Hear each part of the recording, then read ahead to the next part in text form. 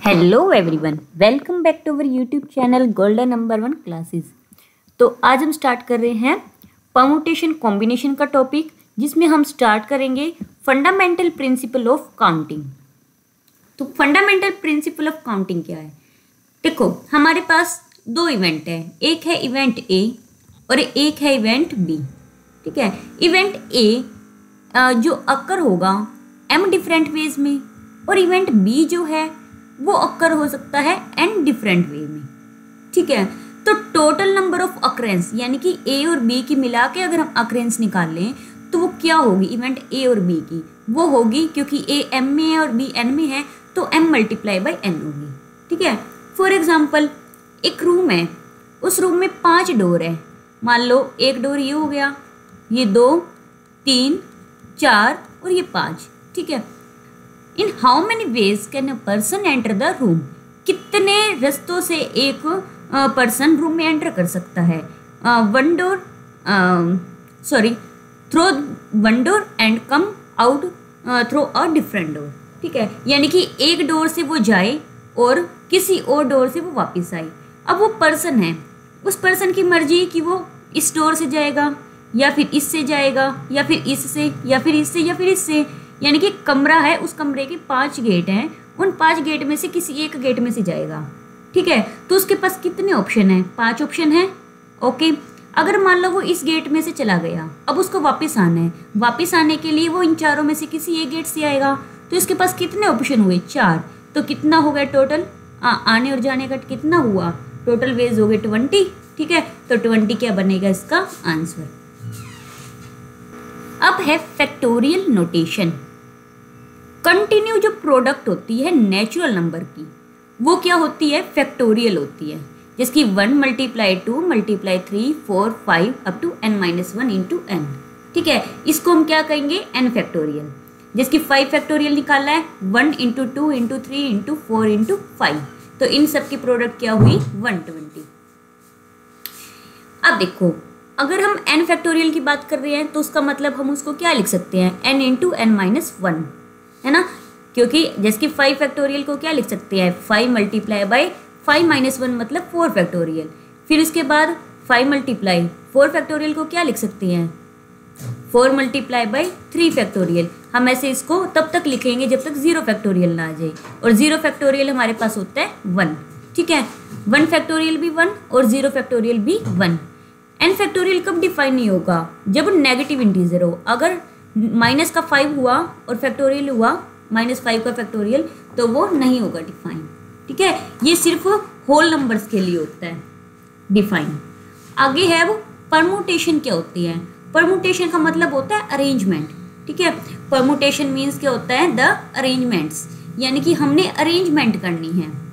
Different arrangement that can be made out of a given set और things by taking some और all of them at a time are called permutation। यानी कि कह रहे कि मान लो हमारे पास n चीजें हैं। ठीक है, हमने उन n चीजों को रखना है, तो वो कैसे रखेंगे?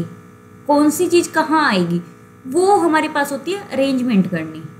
ठीक है, जैसे कि मान लो हम एक कमरा है, कमरे के अंदर हमने टीवी भी लगाना है, हमने बेड भी सेट करना है और बाकी और चीजें सेट करनी है। ठीक है, तो हम कैसे कैसे सेट करेंगे, उनको अरेंज करेंगे, वो हमारी क्या होती है? अरेंजमेंट होती है।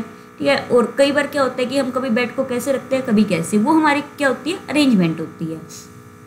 अब कुछ इम्पोर्टेंट हम क्या कहते हैं कि अगर mathematically the number of permutation, हमने n चीज़ें रखनी है, taken r at a time, एक बार में r लेनी है, तो हम क्या कहेंगे? n में से r ले रहे हैं, तो इसका मतलब NPR। ठीक है, या फिर हम इसको परमुटेशन n और r लिखते हैं। कुछ इंपॉर्टेंट रूल है, मेथड है for permutation. Number of permutation of n different object. हमारे पास टोटल अगर n अलग अलग ऑब्जेक्ट हैं और जिसमें से हम r ही ले रहे हैं, ठीक है, और r कितना है? r 0 या n के 0 से बड़ा या उसके इक्वल, या फिर n से बड़ा n से छोटा या उसके इक्वल हो सकता है, तो repetition of any permutation is not allowed. ठीक है, तो जो रिपीटेशन है ऑफ द ऑब्जेक्ट्स की परमुटेशन में रिपीटेशन अलाउड नहीं होगी। ओके, तो यानी कि NPR का मतलब क्या है? NPR को यानी कि जो एन पी आर है इसको अगर हम ओपन करें तो एन का फैक्टोरियल डिवाइड बाय और एन और माइनस आर कर लेंगे, एन माइनस आर का फैक्टोरियल। ये हमारे पास क्या होता है एन पी आर, और हम इस फैक्टोरियल को खोलेंगे, ठीक है। तो यानी कि हमारे पास एन माइनस आर तक यहाँ पहुँचेंगे, n minus r minus one, और लास्ट हम एक लिख रहे हैं n minus r minus one का फैक्टोरियल, ठीक है। तो ये आपस में कैंसिल हो जाएगा, तो यानी कि एन की प्रोडक्ट जाएगी n minus r minus one तक, ठीक है। अब आगे है number of permutation of N different object taken all at a time. अगर हम सारे के सारे ले रहे हैं, यानी कि एन ऑब्जेक्ट है और उनमें से एन के एन ही ले रहे हैं, तो इसे हम क्या बोल लेंगे सीधा एन फैक्टोरियल, ठीक है। फिर इसके बाद है number of permutation of N different things taken all at a time. सारे के सारे एक बार में ले रहे हैं, लेकिन पी हमेशा आएगा ही आएगा, ठीक है। इन विच पी थिंग्स ऑलवेज अकर, कुछ पी चीज़ें हैं जो हमेशा आएगी, तो उसको हम कैसे लिखेंगे पी फैक्टोरियल और एन प्लस वन माइनस में पी फैक्टोरियल। अब ये ऐसा क्यों है, ये क्वेश्चन उठता है। मान लो आपके पास 5 ऑब्जेक्ट हैं, ठीक है। 5 ऑब्जेक्ट में से हम कह रहे हैं कि ये तीनों हमेशा आएंगे ही आएंगे, ठीक। और कैसे आएंगे, इकट्ठे आएंगे, ये तीनों हमेशा इकट्ठे आएंगे। अब देखो इन तीनों को इकट्ठा बनाया मैंने, इन तीनों की एक बड़ी लाइन बना दी।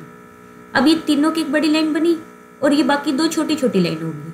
अब क्योंकि तीनों इकट्ठे हैं तो हमारे पास टोटल कितना फैक्टोरियल बना, यानी कि क्योंकि ये लाइन हो सकता है ये पहले आ जाए, ये दूसरे पे आ जाए, या फिर यानी कि ये तीनों नंबर आपस में जगह चेंज कर सकते हैं, अपनी अरेंजमेंट बना सकते हैं, ठीक है। तो यानी कि 3 फैक्टोरियल इसका हुआ, ओके। और यहाँ से क्योंकि ये 3 इकट्ठे आए थे जिसकी एक लाइन बनाई, तो ये तीनों इकट्ठे अंदर के अंदर अपनी अरेंजमेंट करेंगे। वो कहेगा मैं यहाँ बैठ रहा हूँ, मैं यहाँ बैठ रहा हूँ, तो ये तीनों आपस में अरेंजमेंट बनाएंगे, तो 3 फैक्टोरियल ये हुआ, ठीक है। तो इसका मतलब क्या हुआ, 3 फैक्टोरियल को हम कह देंगे पी जो इकट्ठे आ रहे हैं। और 5 में से हमारे पास 3 इकट्ठे आए तो 2 तो बचे, लेकिन ये तीसरा आ गया है ना। तो यानी कि 5 में से अगर 3 गए तो ये 2 तो बचे, लेकिन ये 3 का जो इकट्ठा एक सेट बना था वो 1 हुआ, तो यहाँ +1 बना, ठीक।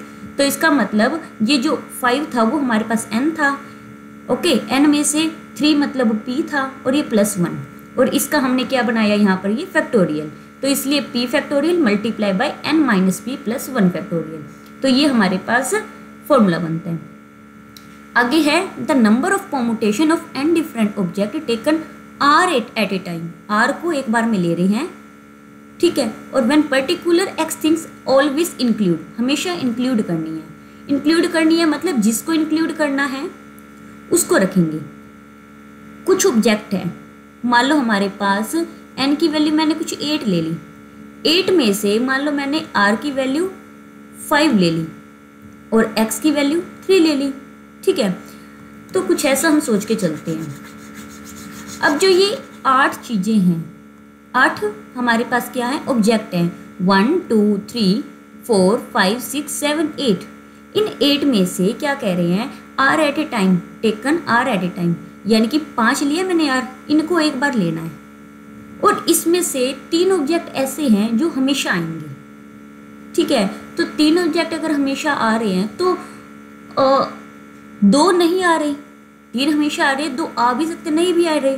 तो यानी कि हम क्या करेंगे, जो हमारे पास x की वैल्यू कितनी है, 3 है, ठीक है, और r की वैल्यू क्या 5। तो हम क्या कर रहे हैं, 5 में से 3 ऑब्जेक्ट को वाले को माइनस कर रहे हैं, ठीक है। 5 में से जो 3 ऑब्जेक्ट है वो माइनस कर रहे हैं, लेकिन कहाँ से कर रहे हैं हम, तो हम क्या करेंगे इस चीज़ को करने के लिए, जो इंक्लूड करना है r में से इन 3 को, सॉरी 2 वाले को माइनस करिए ना, हाँ जी। तो देखो r में से हम इस p को, 3 को, यानी कि जो 3 था इसको इंक्लूड करना है, क्योंकि r मैंने 5 लिया और x 3 लिया, ठीक है। तो टोटल जो r ऑब्जेक्ट थे इनमें से 3 तो रखना ही रखना है, यानी कि r में से px को रखना है। तो r px एक हमारे पास परमुटेशन हो गया, क्योंकि इन 3 को हमेशा रखना है, तो इनकी आपस में अरेंजमेंट बनेगी, है ना। तो 3 फैक्टोरियल ये होएगा ही होएगा, या फिर r में से 5 में से होएगी ना, 5 में से तो 5 p3 तो होगा ही होगा। उसके बाद अब टोटल हमारे पास कितने थे, ये टोटल n जो था वो 8 था। तो 8 के अंदर से हम किसको माइनस करेंगे, जिनकी अरेंजमेंट नहीं हो रही। तो x में से पी आर माइनस एक्स, हम इसको माइनस करेंगे, ठीक है, क्योंकि इनको इंक्लूड नहीं करना, ये वाला है, ये क्या है हमारे पास X P R minus X, ठीक है। आगे क्या कह रही है, rule number 5 and 6।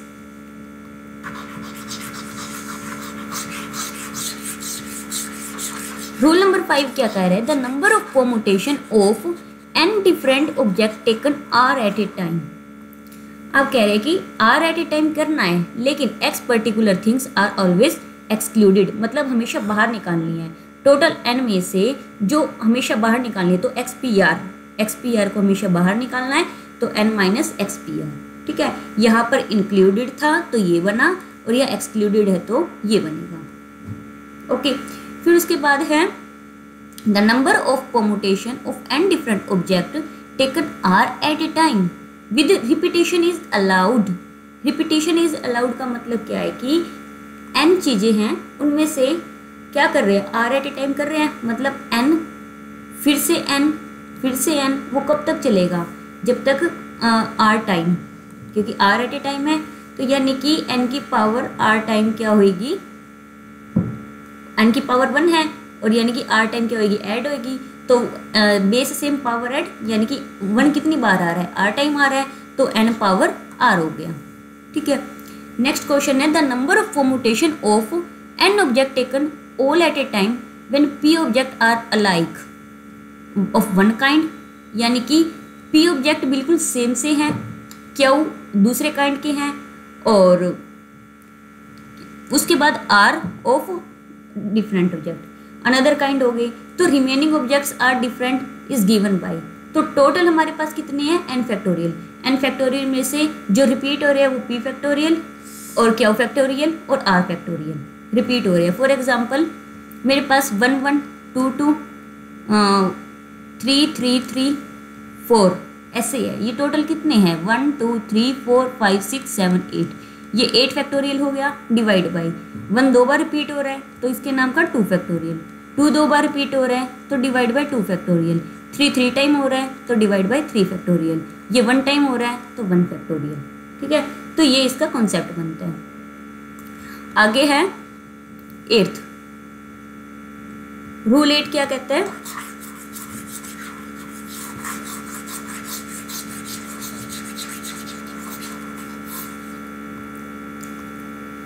Circular arrangement कर रहे हैं, यानी कि सर्कल में ये बैठेंगे लोग, ठीक है। The number of ways of arranging n different thing taken all together clockwise देखिए चाहे anti clockwise are treated as different, ठीक है। चेक मतलब क्लॉकवाइज बैठ रहे हो तो डिफरेंट बने, एंटी क्लॉकवाइज बैठ रहे हो तो डिफरेंट बने। तो एट ए राउंड टेबल, तो that is in a circle, यानी कि सर्कुलर बैठ रहे हैं, वो क्या होगा जब हम सारे के सारे, मान लो हमारे पास 10 लोग हैं, 10 लोगों को हमने राउंड टेबल पर बिठाना है, तो कितनी अरेंजमेंट बन सकती है, वो क्या होगा 10-1 का फैक्टोरियल। क्यों? क्योंकि मान लो यहाँ पर कोई पर्सन बैठा है, यहाँ अरेंजमेंट देखेंगे, अब जो लास्ट पर्सन आएगा इन दोनों की तो आपस में नहीं बनेगी ना अरेंजमेंट, क्योंकि ये अपने आप अरेंज हो चुका है, इसलिए जो हमारे पास लास्ट अरेंजमेंट बननी चाहिए वो 1 माइनस हो जाएगी, क्योंकि ये पहले से अरेंज्ड है, ठीक है।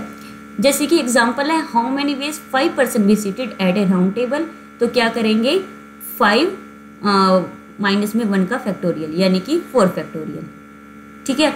नेक्स्ट है the number of ways of arranging n different thing taking all together, और ऑल टुगेदर तो ले रहे हैं लेकिन clockwise and anti clockwise order are treated as same at a round table, ठीक है। अगर ये कह रहे हैं कि सेम है ऑर्डर, क्लॉकवाइज चाहे एंटी क्लॉकवाइज लो, तो उस केस में क्या करेंगे n-1 का फैक्टोरियल डिवाइड बाई 2, ओके। तो ये हमारे पास क्या बनेगा फॉर्मूला, या फिर npn बाई में 2n।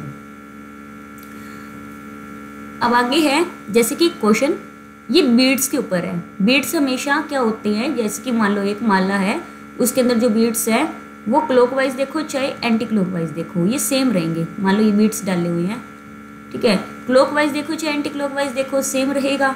तो ये क्या कह रहे हैं, beads of different colour from a necklace, form a necklace, वो एक नेकलेस बना रहे हैं। तो टोटल अरेंजमेंट क्या बनेगी, 5 बीड्स है तो 5p5 बाई में 2 × 5 है ना, तो हमारे पास ये आंसर हो गया। आगे rule number 10, the number of ways of arranging n different things and things है जिसमें से आर को ले रहे हैं at a time. Clockwise anti clockwise order are treated as different treat कर रहे हैं। तो जितने नंबर होंगे, ठीक है, जितने हम ले रहे हैं एन में से वो डिवाइड होएगा और एन पी आर। ओके, तो नेक्स्ट है एग्जाम्पल इस पर बेस्ड। एग्जाम्पल क्या कहते हैं,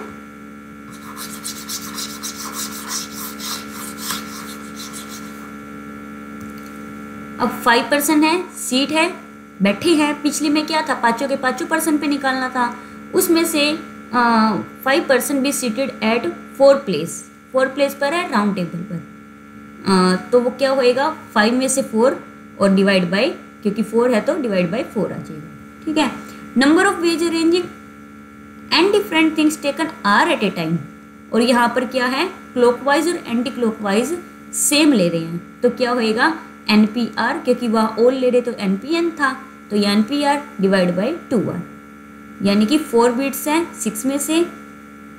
तो बीट्स वाला केस आ जाए तो हमारे पास सेम रहता है एंटी क्लॉक और क्लॉक, तो 6 में से 4 divide by 2 into 4।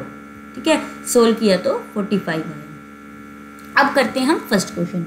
First question क्या है, in an examination there are 3 multiple choice questions, each question has 4 choice. देखो यहाँ है हमारे पास first question, second question, third question, 3 questions हो गए। क्या कह रहे हैं, हर क्वेश्चन की 4 चॉइस है, तो इस क्वेश्चन की 4 चॉइस, इस क्वेश्चन की 4 चॉइस और इस क्वेश्चन की भी 4 चॉइस। ठीक है, अब मतलब ये क्वेश्चन भी अटेम्प्ट करना है, ये भी करना है। अगर हमारे पास हर कुछ कंपलसरी हो कि अटेम्प्ट करना है, तो हम क्या करेंगे, जिसकी 4 चॉइस है इसकी भी 4 चॉइस है और इसकी भी 4 चॉइस है, तो जो टोटल वेज होंगे और हर किसी के लिए कंपलसरी हो तो हम लगाते हैं मल्टीप्लाई का साइन। अगर ऐसा हो ना, या तो ये या तो ये, तो हम प्लस का लगाते हैं। तो सभी को करना है तो मल्टीप्लाई। तो टोटल हमारे पास कितने आंसर बन सकते हैं, 64। ऐसे नहीं कि मतलब 64 इसलिए कहा कि बच्चा या तो ये आंसर देगा, या सेकंड या थर्ड या फोर्थ, तो यानी कि उसके पास 4 ऑप्शन है। सेकंड में भी 4 ऑप्शन है, थर्ड में भी, तो यानी कि वो 64 वेज से अपना आंसर कर सकता है। ठीक है, नंबर ऑफ वेज क्या निकालें in which student can fail to get all the answer. बच्चा फेल हो जाए सब आंसर करने में, can fail to get all answer correct, यानी कि वो करेक्ट आंसर नहीं दे पा रहा। तो एक बात बताओ, इनमें से करेक्ट कितना हो सकता है, एक ही है ना। तो करेक्ट होने के, ये तो टोटल का हो गया, करेक्ट होने के कितने चांस हैं, इनमें से एक करेक्ट हो सकता है तो एक यहाँ से, इसमें से भी एक ही करेक्ट होएगा तो एक यहाँ से, इसमें भी एक ही करेक्ट होएगा, तो इनकी प्रोडक्ट कर देंगे, क्या आया 1 आया।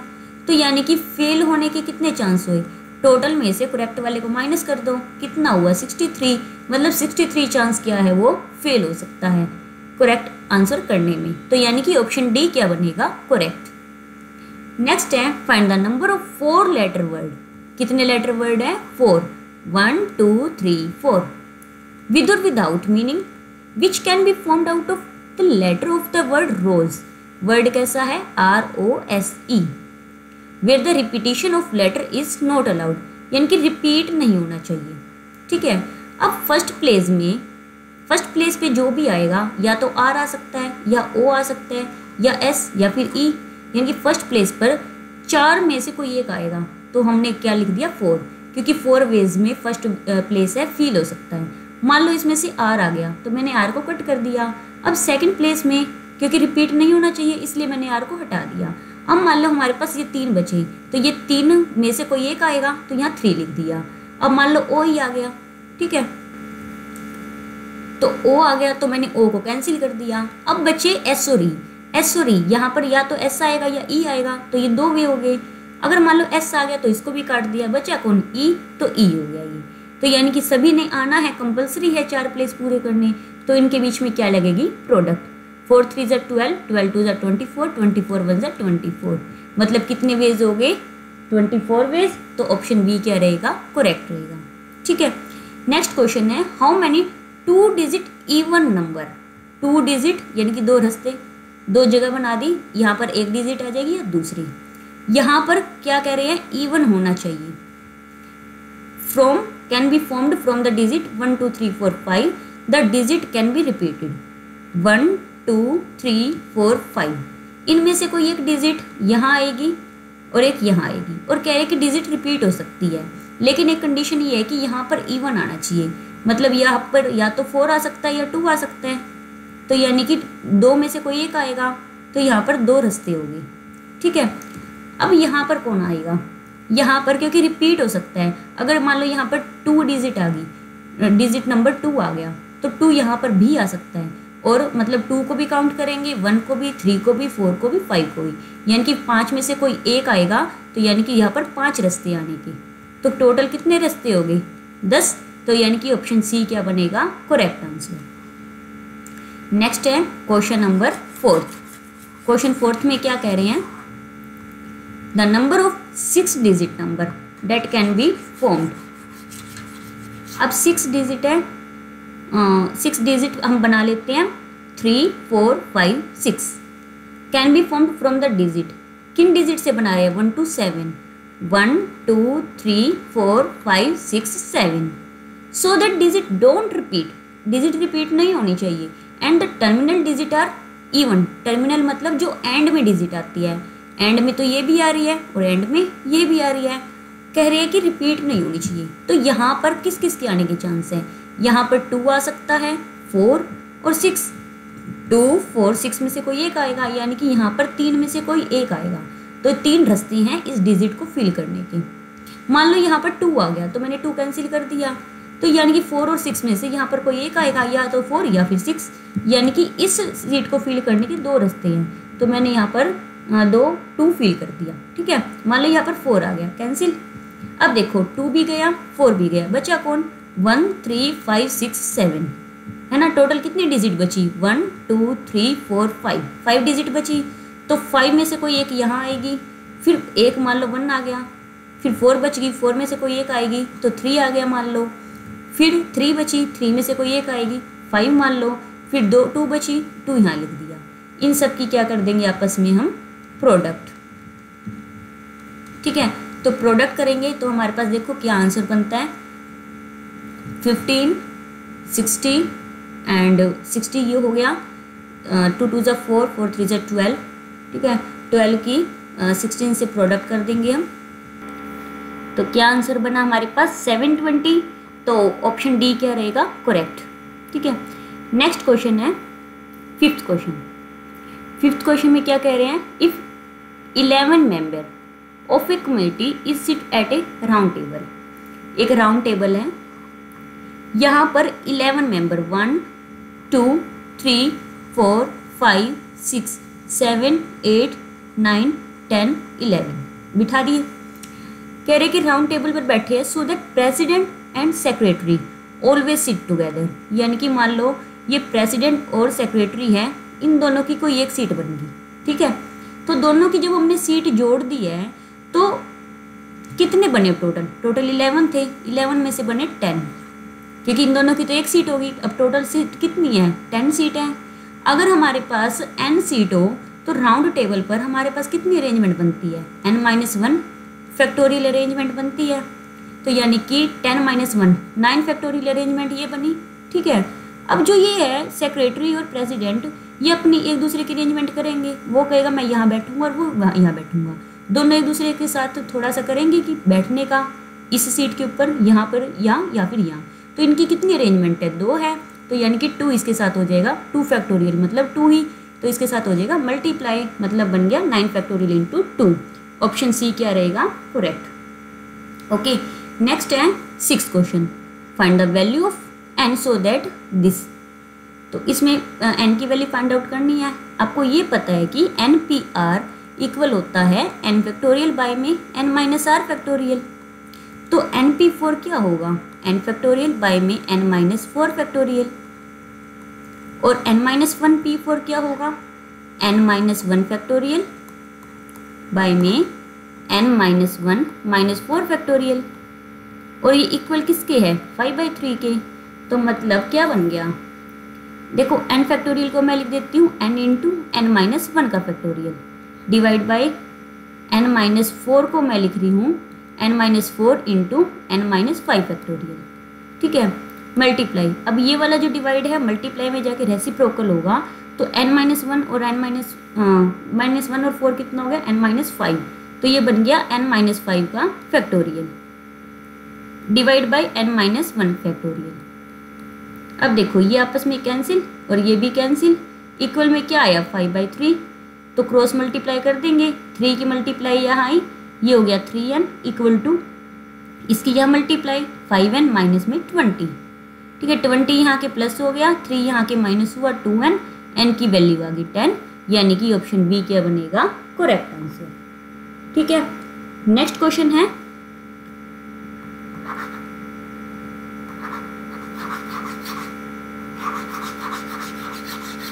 Question number 7। क्वेश्चन 7 में क्या कह रहे हैं, if all the permutation of letter,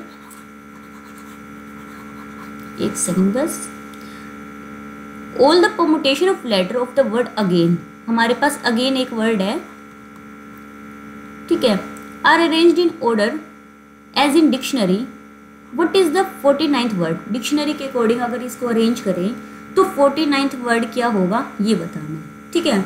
मान लो ए सबसे पहले आ रहा है, ए वर्ड से स्टार्ट कर रहे हैं, ए वर्ड से स्टार्ट कर रहे हैं, तो यहाँ पर क्या आ जाएगा, इधर वर्ड क्या क्या आ सकते हैं, ए, फिर जी, आई, एन, मतलब इन चारों की आपस में अरेंजमेंट होती रहेगी, ठीक है, क्योंकि ए हमारे पास फिक्स हो गया, अगर ए से स्टार्ट हो रहा है तो बचे कौन, ये 4 वर्ड, तो 4 की जो क्या होएगी अरेंजमेंट होएगी आपस में, तो 4 फैक्टोरियल, क्योंकि इन चारों की आगे पीछे हो जाएंगे, बहुत सारे वर्ड बनेंगे इनसे, तो 4 फैक्टोरियल। फिर मान लो ए के बाद हमारे पास किससे आ रहा है, जी से, ठीक है, ए की बात होगी। अब जी की, जी से अगर कोई वर्ड स्टार्ट हो रहा है तो जी यहाँ लिख दिया, तो यहाँ क्या आया, ए, आई और एन, ये बचा, ठीक है। अब ये कितनी अरेंजमेंट है, 4 अरेंजमेंट है, फिर से 4 फैक्टोरियल, लेकिन रिपीट कितनी हो रही है, 2, तो डिवाइड बाय 2 फैक्टोरियल, ओके। अब ए भी हो गया, जी भी हो गया, अब आई की बारी, अगर मान लो आई से कोई स्टार्ट हो रहा है तो आई फिक्स, बचा कौन, ए, जी और एन, फिर से क्या हुआ 4 फैक्टोरियल डिवाइड बाय 2 फैक्टोरियल, क्योंकि 2 बार रिपीट हो रहा है, तो हमारे पास ये कितना हो गया 24, और ये कितना है 12, इसको सोल्व करेंगे तो 12 कितना हो गया, ये 48, हमने क्या निकालना है 49th वर्ड, तो 49th वर्ड क्या होएगा, इससे नेक्स्ट जो भी वर्ड बनेगा, मतलब एन से स्टार्ट होना था नेक्स्ट, तो यानी कि अगर यहाँ एन आया तो उसके बाद बाकी हम डिक्शनरी के अकॉर्डिंग अरेंज करेंगे, फिर ए आएगा, अगर एन फिक्स हो गया, अब डिक्शनरी के अकॉर्डिंग अरेंज करो, ए के बाद क्या आएगा हमारे पास, जी, फिर जी के बाद आई आ सकता है, फिर एन, तो ये क्या बन गया, ओए सॉरी एन तो है ही ना, तो एन ए जी आई, तो इसके अंदर है बी ऑप्शन, तो हमारे पास बी ऑप्शन क्या रहेगा इसका करेक्ट आंसर, ठीक है। नेक्स्ट है 8th, suppose M men and N women are to be seated in a row, कह रहे कि अगर एक रो में एम तो आदमी है, ठीक है, और एम मैन और एन वुमेन, वुमेन के लिए मैं दूसरा कलर ले लेती हूँ, ठीक है, n man and N women क्या है, ये बैठे हैं रो में, so that no two women sit together, 2 औरतें इकट्ठे नहीं बैठनी चाहिए, और if m is greater than n, अगर एम मतलब आदमी जो है औरतों से ज़्यादा हैं, तो number of ways in which they can be seated, तो कितने वे में वो बैठ सकती हैं, तो उसका लिए हम क्या फॉर्मूला यूज़ करेंगे, एम फैक्टोरियल, क्योंकि पहले हम किसको बिठाएंगे, आदमियों को, ठीक है, सबसे पहले हम आदमियों को बिठाएंगे और वो औरतों की एक एक जगह छोड़ देंगे, तो सबसे पहले एम ज़्यादा है, इसका हो जाएगा एम फैक्टोरियल, ठीक है। एम फैक्टोरियल के बाद हमारे पास कितनी जगह बची हैं, अब कितनी जगह बची हैं, अगर मैं देखूँ यहाँ पर एम है टोटल जगह, तो यहाँ तक एम तो है, लेकिन इसके लेफ्ट साइड में भी एक बचेगी, तो यानी कि औरतों के लिए जो जगह बची है वो कितनी बची, एम प्लस में 1, एम प्लस 1 फैक्टोरियल, है ना, क्योंकि फॉर एग्जांपल अगर मैं ले लूँ कि एम की वैल्यू 5 ले लूँ, एन की वैल्यू मैं 4 ले लूँ, तो 1 2 3 4 5, ठीक है, तो तो हमारे पास जो जगह बच रही है औरतों के बैठने के लिए, औरतें 4 है ना, 4 औरतें जो है यहाँ पर हमारे पास बैठ सकती हैं। लेकिन कितनी जगह पर वो रिपीट हो रहा है, उससे एक ज़्यादा पर हो रहा है ना। तो यानी कि हम क्या करेंगे, डिवाइड बाई m माइनस में n प्लस में 1 का फैक्टोरियल, मतलब हमारे पास ऑप्शन 1 क्या बनेगा, करेक्ट बनेगा। नेक्स्ट है 9th question, the number of ways in which 7 person can be arrange on A round table if 2 particular person may not sit together। 2 particular person together नहीं बैठने चाहिए, तो उसका क्या होगा। तो टोटल कितने हैं, 7। 7 में से क्या कह रहे हैं, 2 पर्टिकुलर साथ में नहीं बैठने चाहिए, तो हम उन 2 पर्टिकुलर पर्सनस को यहाँ से माइनस कर रहे हैं। ठीक है, हम एक काम कर रहे हैं, एक बार इसे ऐसा नहीं समझेंगे। एक राउंड टेबल बना रहे हैं, यहाँ पर 7 पर्सन है, 3 4 5 6 7। ये कह रहे हैं कि दोनों एक साथ नहीं बैठना चाहिए। हम ऐसे मान लेते हैं कि दोनों एक साथ बैठे हैं। अगर दोनों एक साथ बैठे हैं तो हमारे पास 7 की जगह कितनी सीट बनी, 6 सीट बनी। ठीक है, 6 अगर सीट है और राउंड टेबल पर है तो टोटल कितने फैक्टोरियल हुए, 5 फैक्टोरियल। और 2 इकट्ठे बैठे हैं तो साथ में 2 से मल्टीप्लाई होगा।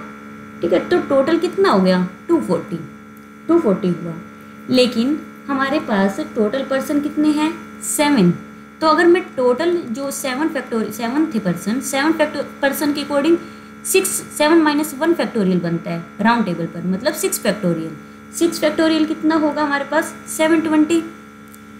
तो टोटल में से अगर हम 2 इकट्ठे बैठने वाले की माइनस कर दें तो 2 इकट्ठे ना बैठने वाले की आ जाएगी। तो यानी कि 240 को अगर हम माइनस कर दें तो हमारे पास कितना बचा यहाँ पर, 480। तो 480 हमारे पास क्या होगा कि 2 पर्सन इकट्ठे नहीं बैठ सकते। तो यानी कि ऑप्शन ए क्या रहेगा, करेक्ट। और आज की वीडियो का लास्ट क्वेश्चन मैं आपको इसका बस हिंट दूंगी, करना आपको है कमेंट में इसका आंसर बताना है। कह रहे how many number lies between 100 and 1000। अब बताओ 100 और 1000 के बीच में कौन से नंबर आएंगे। लास्ट नंबर अगर मैं देखूँ 999, फर्स्ट नंबर देखूँ तो 101, यानी कि 3 डिजिट नंबर आ रहे हैं। और 3 डिजिट नंबर हमने यहाँ पुट करने हैं और यूज़ किसका करना है, इन डिजिट का। ऑब्वियस है 0 पहले नहीं आ सकती और रिपीटिशन भी अलाउ नहीं है। ठीक है, रिपीटिशन अलाउ नहीं है तो पहले नंबर पे 0 तो आ नहीं सकती, 1 में से 5 आएगा, पूरा ही करा देती हूँ। 5 डिजिट यहाँ आएगी। ठीक है, मान लो हमारे पास 1 आ गई। अब सेकंड पर 0 आ सकता है तो 0 को फिर से काउंट करेंगे, फिर से 5 आ गई। अब मान लो 0 ही आ गया तो हमारे पास 4 बचे, तो 4 यहाँ इनकी मल्टीप्लाई करो तो 25 चौक 100, ऑप्शन डी क्या बन गया, करेक्ट आंसर। ठीक है, आज की वीडियो में हमने परमुटेशन किया है, कल की वीडियो में हम कॉम्बिनेशन करेंगे, फिर कुछ प्रैक्टिस क्वेश्चन। वीडियो अच्छी लगे तो लाइक सब्सक्राइब कमेंट जरूर करना, शेयर जरूर करना। Thanks for watching.